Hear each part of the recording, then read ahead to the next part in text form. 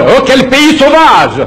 La Guinée a pendu, a exécuté des gens, laissant croire aux travailleurs français, aux paysans, que nous avons ramassé des gens dans les rues qui, par opinion politique exprimée, soit par la presse, soit par la parole, étaient victimes de poursuites judiciaires et de condamnations. Non.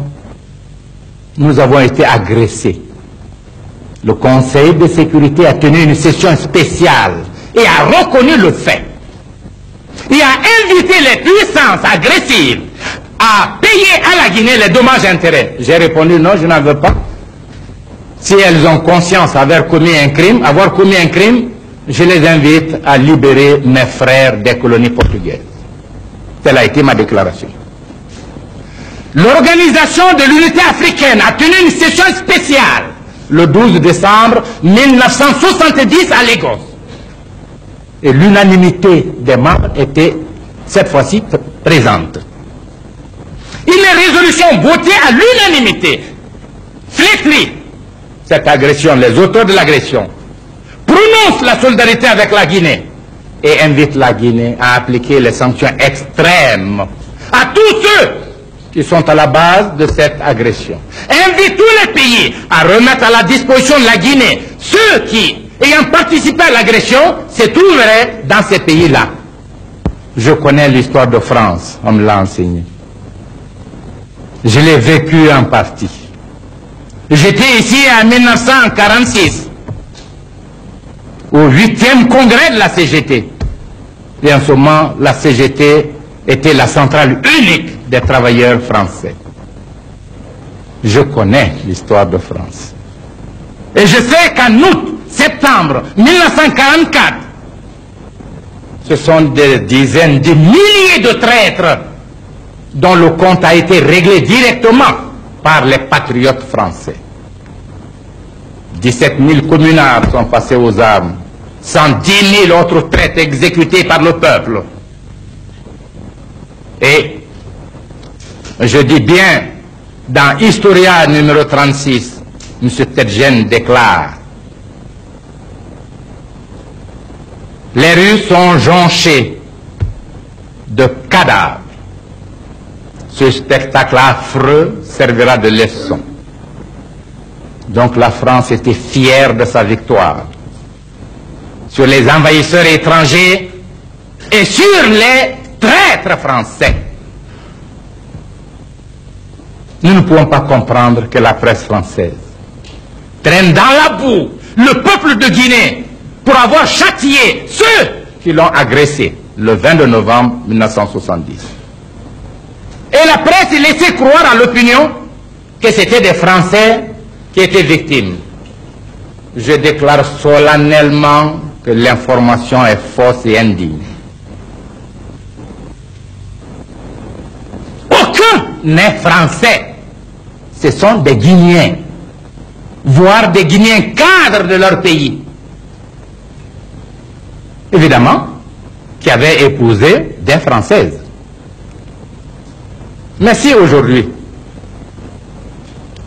des Françaises aient été épousées par des cadres soviétiques, des cadres américains ou allemands, pour que compte lui soit rendu, pourquoi ces soviétiques, ces américains, ces allemands ou ces anglais ont été condamnés par les juridictions de leur pays? Voyez-vous, la logique existe. J'ai beau être un pays petit, un pays économiquement pauvre, j'ai à moi la plénitude de la dignité de l'homme, de la dignité d'un peuple. Et j'aimerais voir la France de 1789 défendre la cause juste, légitime de ce peuple-là qui a été agressé et qui a le droit d'appliquer à ses fils traîtres ce que prévoit sa propre loi. Mais ce que je voudrais, s'agissant des Français, j'ai été humain, je ne le regrette pas. Je n'ai pas fait ça pour elles. J'ai fait en tant qu'obligation de ma conscience. J'ai même fait une conférence pour exprimer au peuple de Guinée la douleur qui doit être celle de ces étrangères qui avaient fait confiance à des Guinéens et qui aujourd'hui sont humiliés par la forfaiture commise par leurs maris au sein de leur propre peuple. Et comme les maris sont condamnés, ils n'ont plus de droits. Ils ont abandonné leurs droits en se mettant contre la liberté, la souveraineté de leur nation. J'ai dit donc, il faut reconnaître à ces épouses tous les droits. Parce que la législation guinéenne ne permettait pas à ces Françaises de revenir avec leurs enfants. Et les parents des traîtres guinéens avaient refusé le retour en France des enfants. Ils étaient obligés de tenir un meeting et de faire des circulaires dans tous les comités du parti pour expliquer à l'opinion que une telle attitude serait injuste. La Française qui est venue par confiance est aussi responsable de son enfant que le Guinéen, son mari. Et si le Guinéen a pu trahir sa nation, la Française doit avoir le droit, la plénitude de son droit, au moins, de s'occuper de l'éducation de son enfant ou de ses enfants. C'est ainsi, toutes sont venues avec les enfants, et tous les enfants, et aux frais du gouvernement guinéen. Elles sont venues, elles n'étaient pas tristes, elles étaient contentes de la bienveillance de la Guinée. Mais à un moment donné de la lutte contre notre régime, on les a regroupées en association. On s'en sert comme paravent. Elles-mêmes sont victimes et j'ai pitié d'elles. Voilà la vérité. Je serais très heureux que tout journaliste qui voudrait mieux connaître la Guinée puisse venir en Guinée. Ne plus écouter le président ni un cadre du gouvernement, mais prendre contact avec les réalités du pays. Comment fonctionnent les institutions? Se rendre compte si la démocratie telle qu'elle est décrite ici est vraie ou fausse. Je serais heureux que celui qui ne m'aime pas soit le premier à venir se rendre compte de cette réalité.